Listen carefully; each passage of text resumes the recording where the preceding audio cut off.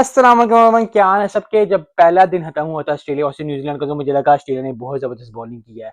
क्या बात है बॉलिंग की, क्या ज़बरदस्त बॉलिंग की, क्या अच्छी बॉलिंग की। लेकिन न्यूजीलैंड ने ज़बरदस्त आई थिंक परफॉर्मेंस दी आज। आई थिंक आज का दिन अगर न्यूजीलैंड का कहा जाए कि न्यूजीलैंड को बिलोंग करता है, और ये आई थिंक ड्यू था क्योंकि 3 T20 हारे हुए थे, उसके बाद टेस्ट भी पहला हार गए थे। तो आई थिंक आज जो है न्यूजीलैंड ने दिखाया कि वो क्यों न्यूजीलैंड है, और यही मेरी दुआ थी कि अल्लाह करे कि न्यूजीलैंड अपने फुल पोटेंशियल दिखाया, और आज उसने दिखाया। मैट हेनरी ने 7 विकेटें ली, 67 स्कोर देके 23 ओवरों में 7 विकेटें। आई थिंक बहुत जबरदस्त, जितनी भी तारीफ की जाए बॉलिंग की न्यूजीलैंड की, ऑन टॉप परफॉर्मेंस बॉलिंग थी। और उसके बाद बैटिंग भी इसी तरह की। 40 रन की लीड हो गई है, दूसरा दिन जब खत्म हुआ है। आई थिंक बहुत अच्छी पोजीशन पे है। अगर इस 40 को अगर आप 250-300 कर दो, तो आई थिंक बहुत ज्यादा मुश्किल हो जाएगा।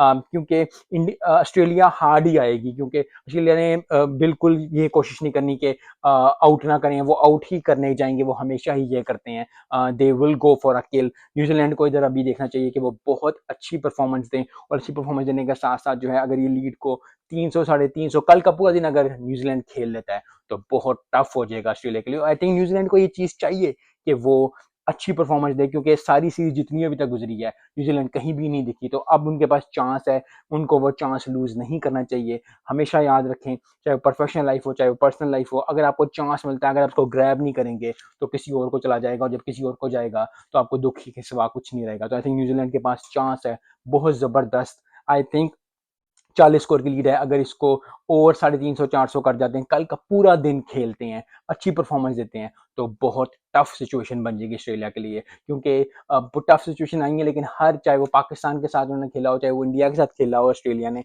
चाहे वो न्यूजीलैंड के साथ खेल रहे हो, टफ सिचुएशन में पड़ते हैं, लेकिन अपनी go for the kill instinct की वजह से वो निकल आते हैं। तो आई होप कि कल जो न्यूजीलैंड पे चढ़ दौड़े, अच्छा स्कोर करे, पूरे दिन बैटिंग करे, कोई 350-400 की लीड हो, और उसके बाद पता चलेगा कि ऑस्ट्रेलिया क्या होता है क्या नहीं। सो आई थिंक आज का दिन न्यूजीलैंड को बिलोंग करता है। बहुत जबरदस्त परफॉर्मेंस, मैट हेनरी की 7 wickets, I think one of the best performances. Tom Latham 65 पे हैं।